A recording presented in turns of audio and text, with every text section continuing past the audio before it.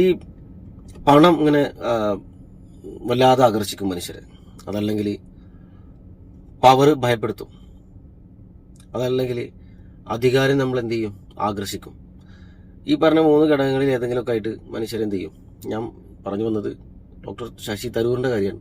ശശി തരൂർ കഴിഞ്ഞ 10-15 വർഷമായിട്ട് BJPക്കെതിരെ ഒരു സ്റ്റേറ്റ്മെന്റ് ഇറക്കുകയോ BJPക്ക് രൂക്ഷമായിട്ട് വിമർശിക്കുകയോ BJPയെ ഏതെങ്കിലും തരത്തിൽ BJPക്ക് ബുദ്ധിമുട്ട് വരുന്ന ഒരു രീതിയിൽ സംസാരിക്കുകയോ ചെയ്തിട്ടില്ല. ശശി തരൂർ പ്രതിപക്ഷമാണെന്നുള്ള കാര്യം നമ്മൾ മറന്നു പോരുത്. പ്രതിപക്ഷത്തിലെ പ്രധാനപ്പെട്ടിട്ടുള്ള നേതാക്കളിൽ ഒരാളാണ് ശശി തരൂർ. അപ്പം അങ്ങനെ ഒരു സംഭവം അയാളുടെ ഭാഗത്തുനിന്ന് ഉണ്ടായിട്ടില്ല. പക്ഷെ നേരെ മറിച്ച് പല തവണകളായിട്ട് BJPയെ പ്രശംസിച്ചും നരേന്ദ്രമോദി നല്ലൊരു മികച്ച പ്രധാനമന്ത്രിയാണെന്നും ശക്തനാണെന്നും ലോകരാജ്യങ്ങൾക്ക് സ്വീകാര്യനാണെന്നും ഒക്കെ അത്തരത്തിലുള്ള കാര്യങ്ങൾ പറയുകയും ചെയ്തിട്ടുണ്ട്.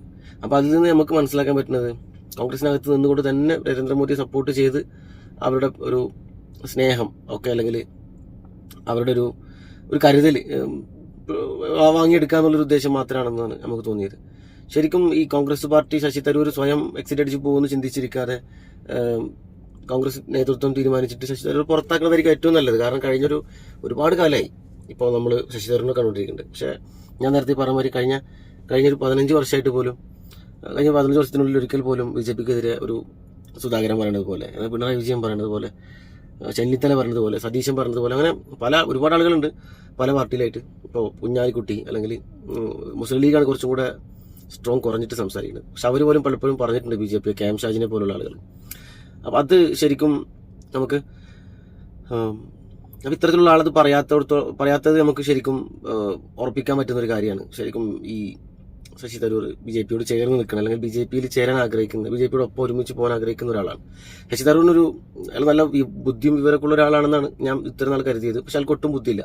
ഇനി ഉണ്ടെങ്കിൽ തന്നെ BJPയിലേക്ക് എത്തുമ്പോൾ അത് പോകും. കണ്ടോ, ഞാൻ പറഞ്ഞ കാര്യം എല്ലാവരും നോക്കിയിരുന്നു. കാരണം ഇനി വരാൻ പോണ BJPയിലേക്ക് പോവുകയാണെന്നുണ്ടെങ്കിൽ പിന്നെ അയാളുടെ ഇത്രയും നാളുണ്ടാക്കിയിട്ടുള്ള അയാളുടെ ഇംഗ്ലീഷ്, അയാളുടെ വിദ്യാഭ്യാസം, അതെല്ലാം പോകുന്ന തരത്തിലുള്ള സ്റ്റേറ്റ്മെന്റുകളും സംവാദങ്ങളൊക്കെ ആയിരിക്കും ഇനി വരാൻ പോകുന്നത് അതിലെത്തിക്കഴിഞ്ഞാൽ. കാരണം BJPയിലുള്ള ആളുകളുടെ പ്രത്യേകത വെച്ചിട്ടുണ്ടെങ്കിൽ മണ്ടനാവാന്നുള്ളതാണ്. അല്ലെങ്കിൽ ഇത്ര മണ്ടത്തരം പറഞ്ഞാലാണ് അവരെ മെയിനായിട്ടുള്ള റോളിൽ നിർത്താൻ പറ്റുള്ളൂ. അങ്ങനെയൊക്കെയാണ്. ഇപ്പോൾ സുരേഷ് ഗോപി ഉൾപ്പെടെ, സുരേഷ് ഗോപിന്റെ വിലയും നിലൊക്കെ അവിടെ പോയി, എല്ലാം പോയില്ലേ എന്ന് പറഞ്ഞതുപോലെ ആ പാർട്ടിയിലെത്തുമ്പോൾ മണ്ടനാവണം, അല്ലെങ്കിൽ മണ്ടനായിട്ട് അഭിനയിക്കണം, ഏതെങ്കിലും ഒന്ന് ചെയ്യണം. അപ്പോൾ ഈ ശശി തരൂരിനെ സംബന്ധിച്ചിടത്തോളം ഇത് കുറേ മുമ്പേ നമുക്ക് മനസ്സിലായിട്ടുള്ള കാര്യമാണ്. നമ്മൾ കുറേ മുമ്പത്തെ ഒരു വീഡിയോയിൽ പറഞ്ഞിട്ടുണ്ടായിരുന്നു. അയാൾ ഇപ്പോൾ ഇന്ത്യക്ക് വേണ്ടിയായിട്ട് പല രാജ്യങ്ങളിലും സംസാരിക്കാൻ വേണ്ടി പോകാറുണ്ട്. അയാളുടെ ഇംഗ്ലീഷ് യൂറോപ്യൻ രാജ്യങ്ങളുമായിട്ടൊക്കെ സംസാരിക്കണം എന്നുണ്ടെങ്കിൽ നല്ല ആക്സെന്റ് വേണം. അതൊക്കെ ഓക്കെയാണ്, നല്ല വിദ്യാഭ്യാസമൊക്കെ ഉള്ളൊരു മനുഷ്യനാണ്. പക്ഷെ ഇത് പൊളിറ്റിക്സിലാണ് അയാൾ നിൽക്കുന്നത്. അയാളൊരു MP ആണെന്നാണ് ഞാൻ കരുതുന്നത്. ഒരു പൊളിറ്റിക്സിൽ നിൽക്കുമ്പോൾ നമ്മൾ പ്രതിപക്ഷമായിരിക്കുമ്പോൾ ഭരണപക്ഷത്തെ പല രീതിയിലും രൂക്ഷമായിട്ട് വിമർശിക്കണം. അവരെ പുകഴ്ത്താനാണെന്നുണ്ടെങ്കിൽ നമ്മൾ പ്രതിപക്ഷത്ത് വന്നിരിക്കേണ്ട കാര്യമില്ല. പ്രത്യേകിച്ച് വർക്കിംഗ് കമ്മിറ്റിയിൽ അംഗമാണെന്ന് തോന്നുന്നുണ്ട് ശശി തരൂർ, കോൺഗ്രസ് പാർട്ടിന്റെ. കോൺഗ്രസ് പാർട്ടിക്കും ഭയങ്കര ചീത്തപ്പേരാണ്. ആ പാർട്ടിയെ സംബന്ധിച്ചിടത്തോളം അവർക്കും വലിയൊരു പരാജയമായിട്ട് വരികയാണ് ശശി തരൂരിന്റെ ഇത്തരത്തിലുള്ള ഇടപെടലുകളും അല്ലെങ്കിൽ ഇത്തരത്തിലുള്ള വാഴ്ത്തലുകളും. അപ്പോൾ നമ്മളിതിന് മുമ്പുള്ള കുറെ മുമ്പ് നമ്മൾ ചെയ്ത വീഡിയോയിൽ ശശി തരൂരിനെ കുറിച്ച് കേട്ട് നമ്മൾ ഇതുപോലെ തന്നെ ഒരു അഭിപ്രായം പറഞ്ഞിട്ടുണ്ടായിരുന്നു. അത് നല്ല വിവരവും വിദ്യാഭ്യാസമുള്ള നല്ല ക്വാളിറ്റി ഉള്ള ആളാണ് ഒരു MP ആവാൻ. പക്ഷേ ഒരു രാഷ്ട്രീയ പ്രവർത്തകൻ എന്ന നിലക്ക് പുള്ളി കാട്ടിക്കൂട്ടുന്ന കാര്യം നമുക്ക് അംഗീകരിക്കാൻ പറ്റാത്തതാണ്. അതിപ്പോൾ ഏത് പാർട്ടിക്കാണെന്നുണ്ടെങ്കിലും ഇന്ത്യൻ്റെ പ്രധാനമന്ത്രിയെ പുറത്തു പോയിട്ട് നമ്മൾ നല്ല രീതിയിൽ പുകഴ്ത്തും. എല്ലാ പാർട്ടിക്കാരും ഏത് പാർട്ടി പോയി കഴിഞ്ഞിട്ടുണ്ടെങ്കിലും ഇന്ത്യൻ്റെ പ്രധാനമന്ത്രിയാണ്, BJPന്റെ പ്രധാനമന്ത്രിയല്ല. ഇന്ത്യൻ്റെ പ്രധാനമന്ത്രി നമ്മൾ പുകഴ്ത്തും. പക്ഷെ നമ്മുടെ രാജ്യത്ത് എത്തുമ്പോൾ പ്രതിപക്ഷത്ത് ഇരുന്നുകൊണ്ട് നമ്മൾ വിമർശിക്കേണ്ട കുറേ കാര്യങ്ങളുണ്ട്. അല്ലെങ്കിൽ 100% അവർ ഓക്കെയാണെന്ന് അംഗീകരിക്കണം എന്നുണ്ടെങ്കിൽ ആ പാർട്ടിയിൽ പോയി നിൽക്കണം. ആ രീതിയിലുള്ള ഒരു വിമർശനം ശശി തരൂരിന്റെ ഭാഗത്ത് നിന്ന് ഉണ്ടായിട്ടില്ല. പലരും പറയുന്നത് കുറച്ച് കാര്യങ്ങൾ പറഞ്ഞിട്ടുണ്ട്, പക്ഷെ അത് അയാളുടെ ഇംഗ്ലീഷിലാണ്, അയാളുടെ ഒരു പൊതിഞ്ഞു വെച്ചിട്ടുള്ള ഒരു ഇംഗ്ലീഷാണ്. അത് പലർക്കും മനസ്സിലാവാറില്ല. ശശി തരൂരിന്റെ ഇംഗ്ലീഷ് സാധാരണ ആളുകൾക്ക് മനസ്സിലാവാറില്ല എന്നാണ് പറഞ്ഞു വരുന്നത്.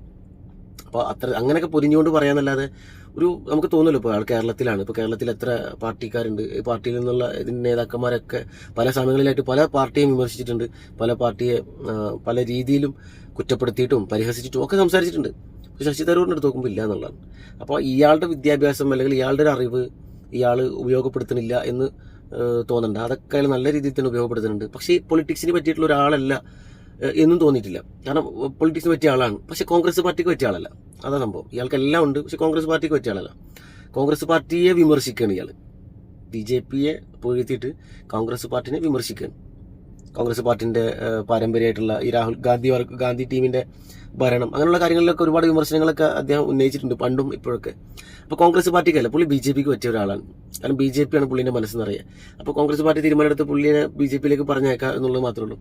നല്ല ചൂടായതുകൊണ്ടും AC ഓൺ ചെയ്ത് കഴിഞ്ഞാൽ ശബ്ദം കേൾക്കൂല, എൻ്റെ ശബ്ദം ക്ലിയർ ആയിട്ട് നിങ്ങൾക്ക് കിട്ടൂല അവിടെ. അപ്പോൾ അങ്ങനെ വന്നപ്പോൾ ഞാൻ AC ഓഫ് ചെയ്ത്, പക്ഷേ ഗ്ലാസ്സൊക്കെ മൊത്തം ലോക്ക് ചെയ്ത്. അപ്പോൾ അതിനുള്ളിൽ നല്ല ചൂടാണ്. ഞാൻ ശരിക്ക് ഉയർത്തുകൊണ്ടേ ഇരിക്കുന്നുണ്ട്, നന്നായിട്ട് ഇങ്ങനെ ഇരിക്കുന്നുണ്ട്. കയ്യിലൊക്കെ കണ്ടില്ലേ വെള്ളം, കണ്ടില്ല കൈ കണ്ടില്ലേ മൊത്തം കണ്ടില്ലേ കൈയൊക്കെ ഉയർത്ത്. അപ്പോൾ ഈ വീഡിയോ ശരിക്കും എൻഡ് ആയതിനു ശേഷം തുറന്നിട്ടൊന്ന് റിലാക്സ് ആയതിനു ശേഷം വീണ്ടും അടുത്ത വീഡിയോക്കിൻ്റെ റെക്കോർഡ് ചെയ്യാം. അപ്പോൾ നമ്മൾ പറഞ്ഞു വന്നിട്ടുള്ള സംഭവം അതാണ്. അപ്പോൾ ശശി തരൂർ ഒന്നില്ലെങ്കിൽ അയാൾ സ്വമേധയെ എത്രയും പെട്ടെന്ന് BJPയിലേക്ക് പോവാം, അല്ലെങ്കിൽ കോൺഗ്രസ് പാർട്ടി ആളിനെ BJPയിലേക്ക് പറഞ്ഞയക്കാം, പാർട്ടിയിൽ നിന്ന് പുറത്താക്കിയിട്ട്. അതായിരിക്കും ഏറ്റവും നല്ലത്. പോകുന്നതിന് മുമ്പ് ആ MP സ്ഥാനം രാജിവെക്കണം തിരുവനന്തപുരം. കാരണം അത് കൈപ്പത്തി ചിഹ്നത്തിനും രാഹുൽ ഗാന്ധിന്റെ പാർട്ടിക്കും ജനങ്ങൾ കൊടുത്തിട്ടുള്ള അംഗീകാരമാണ്. അപ്പോൾ അത് ഉപേക്ഷിച്ചിട്ട് വേണം ശശി തരൂർ ശരിക്കും BJP സ്വീകരിക്കാൻ.